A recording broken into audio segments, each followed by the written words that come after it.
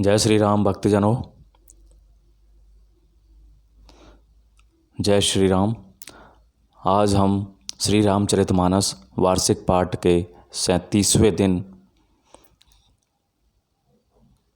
का पाठ करेंगे, जिसमें हम प्रतिदिन 3 दोहे पढ़ते हैं, जिससे हमारी संपूर्ण रामायण 1 वर्ष से पहले 11 महीने में पूर्ण हो जाती है। जिन भक्तजनों पे समय का अभाव रहता है, वे प्रतिदिन 3 दोहे पढ़कर अपने जीवन को सफल बना सकते हैं और प्रभु श्री रामचंद्र की कृपा दृष्टि पा सकते हैं। श्री रामचरित का मानस का पाठ करने से पहले हम सभी देव देवताओं का आह्वान करते हैं कि वे भी हमारी श्री रामचरित मानस में सम्मिलित हों और हमें अपना आशीर्वाद प्रदान करें। तो बोलो जय श्यावर रामचंद्र की जय। जय शिव शंभु। सबसे पहले शिव शंकर को याद करते हैं, जिन्होंने श्री रामचरित मानस की रचना की और जिन्होंने इस संसार को राम नाम प्रदान किया। उसके बाद जय सरस्वती माता, जो ज्ञान की देवी हैं। श्री गणेशाय नमो नमः, जो प्रथम पूज्य हैं। बजरंगबली, जो श्री राम के परम भक्त हैं।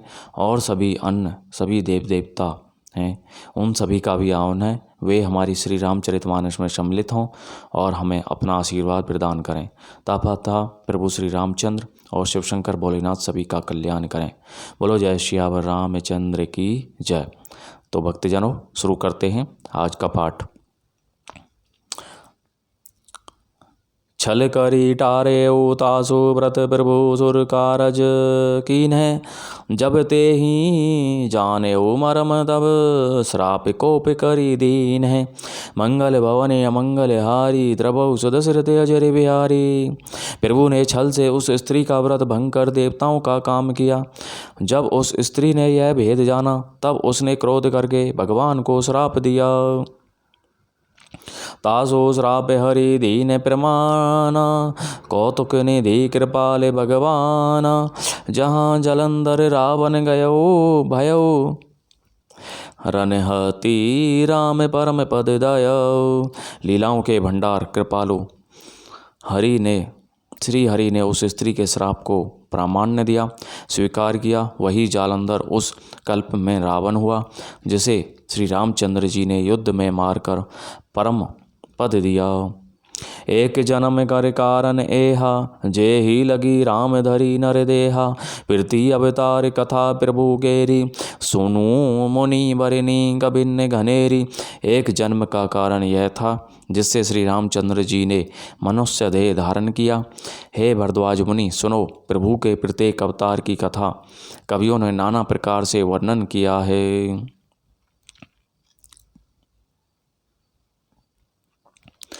नारद श्राप दीन एक बारा, कलप एक ते ही लगी अवतारा। गिरिजा चकित भई सुनी बानी, नारद विष्णु भगत पुनि ज्ञानी। एक बार नारद जी ने श्राप दिया, अतः एक कल्प में उसके लिए अवतार हुआ। यह बात सुनकर पार्वती जी बड़ी चकित हुई और बोली, नारद जी तो विष्णु भक्त और ज्ञानी हैं। कारण कवन श्राप मुनि दीना, का अपराध रमापति कीना। यह प्रसंग मोहि कहो पुरारी, मुनि मन मोह अचिरज भारी। मुनि ने भगवान को श्राप किस कारण से दिया? लक्ष्मीपति, भगवान ने उनका क्या अपराध किया था? हे पुरारी शंकर जी, यह कथा मुझसे कहिए। मुनि नारद जी के मन में मोह होना बड़े आश्चर्य की बात है। बोले बिहसी महेश तप ज्ञानी, मूढ़ ने कोई जैसे जे ही जस रघुपति करही। जब सो तस ते ही छन होई, मंगल भवन अमंगल हारी। द्रवौ सुदशरथ अजर बिहारी। तब महादेव जी ने हंसकर कहा, न कोई ज्ञानी है न मूर्ख। श्री रघुनाथ जी जब जिसको जैसा करते हैं, वह उसी क्षण वैसा ही हो जाता है। कहूँ राम गुण गाते भरद्वाज सादर सुनहु।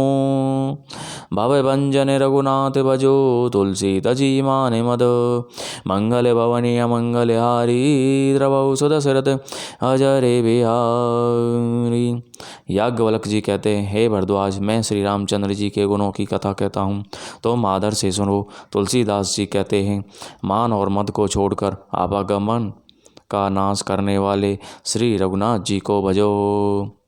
तो भक्तजनों, मैं आपके सुविधा के लिए बताता हूँ कि इसमें हमारे श्री रामचरितमानस में कई संवाद हैं आपस में जो चलते हैं।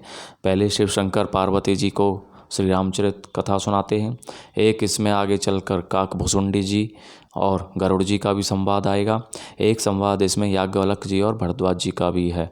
याज्ञवल्क्य जी ऋषि भरद्वाज जी को श्री रामचरित मानस सुनाते हैं, तो उसी लिए यह बीच बीच में याज्ञवल्क्य जी और भरद्वाज जी का संवाद आता है, पर कथा वही है। तो इसमें शिव शंकर भोलेनाथ पार्वती जी को श्री रामचंद्र जी के सभी अवतारों के बारे में बताते हैं, जो कि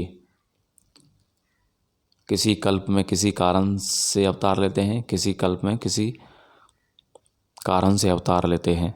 क्योंकि हमारी जो सृष्टि है वह कल्पों में चलती रहती है और कल्पों के अनुसार ही श्री रामचंद्र जी के अवतार होते हैं। तो आगे शुरू करते हैं। जय श्री राम। हेमगिरी गुहा एक अति पाविनी, बह समीप सुरसरी सुहाविनी।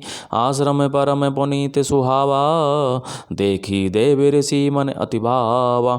हिमालय पर्वत में एक बड़ी पवित्र गुफा थी, उसके समीप ही सुंदर गंगा जी बहती थी। वह परम पवित्र सुंदर आश्रम देखने पर नारद जी के मन को बहुत ही सुहावना लगा। निर्घी शैल सरी विपिन विभागा, भयौ रमापति पद अनुरागा। सुमिरत हरि ही श्राप गति बाधी, सहज बेमल मन लागी समाधि। पर्वत, नदी और वन के सुंदर विभागों को देखकर नारद जी का लक्ष्मीकांत भगवान के चरणों में प्रेम हो गया। भगवान का सिमरन करते ही उन नारद मुनि के श्राप की जो श्राप उन्हें दक्ष प्रजापति ने दिया था, जिसके कारण वे एक स्थान पर नहीं ठहर सकते थे, गति रुक गई और मन के स्वाभाविक ही निर्मल होने से उनकी समाधि लग गई। मुनि गति देखी सुरेश डराना, काम ही बोली कीने जन माना। सहित सहाय जाहु मम हेतु, चले हरि सिंह जल चर केतु। नारद मुनि की यह तपोमयी स्थिति देखकर देवराज इंद्र डर गया। उसने कामदेव को बुलाकर उसका सादर सत्कार किया और कहा कि मेरे हित के लिए तुम अपने सहायकों सहित नारद की समाधि भंग करने जाओ। यह सुनकर मीन ध्वज कामदेव मन में प्रसन्न होकर चला। सोनासीर मन महूँ असी त्रासा, चहत देव ऋषि मम पुरवासा। जय कामी लोलुप जग माही, कुटिल काक इबिर सबे ही डराही। इंद्र के मन में यह डर हुआ कि देव ऋषि नारद मेरी पूरी अमरावती का निवास राज्य चाहते हैं। जगत में जो कामी और लोभी होते हैं, वे कुटिल कोए की तरह सबसे डरते हैं। सूख हाड़ ले भाग सट, स्वान ने की मृगराज। छीनी ले जनी जान जड़, तिमी सुरपति ही ने लाज।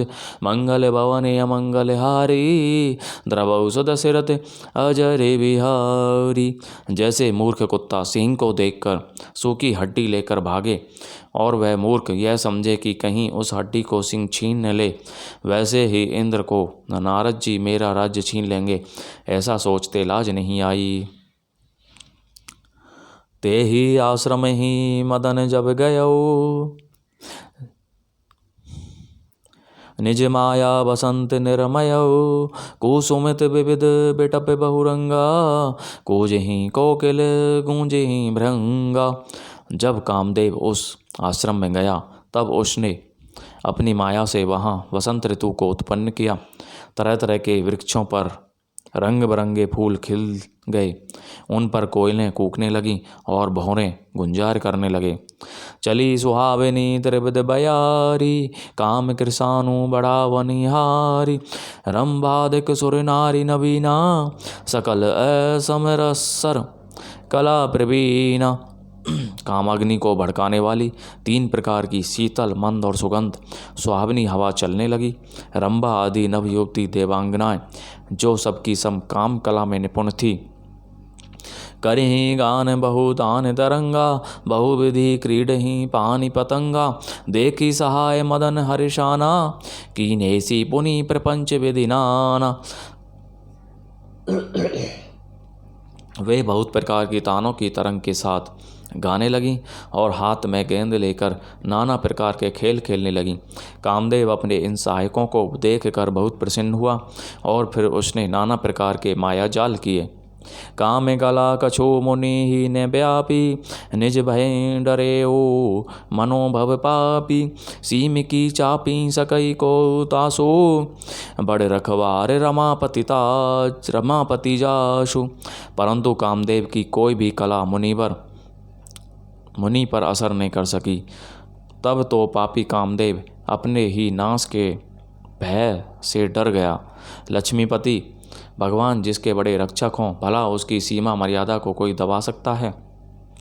सहित सहाय सभित अति मानी हारी मन मैन, गहे सी जाय मुनि चरण तब कही सुठी आरत बैन, मंगल भवन अमंगल हारी, द्रवहु सुद सिरत अजरे बिहारी। तब अपने सहायकों समेत कामदेव ने बहुत डर कर और अपने मन में हार मानकर बहुत ही आर्तदीन वचन कहते हुए मुनि के चरणों को जा पकड़ा। बोलो जय सियावर रामचंद्र की जय। तो भक्तजनों, आज की कथा का विराम यहीं पर होता है।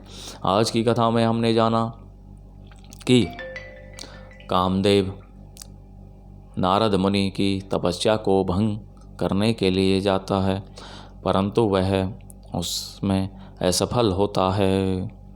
तो इससे आगे की कथा हम कल श्रवण करेंगे। बोलो जय सियावर रामचंद्र की जय।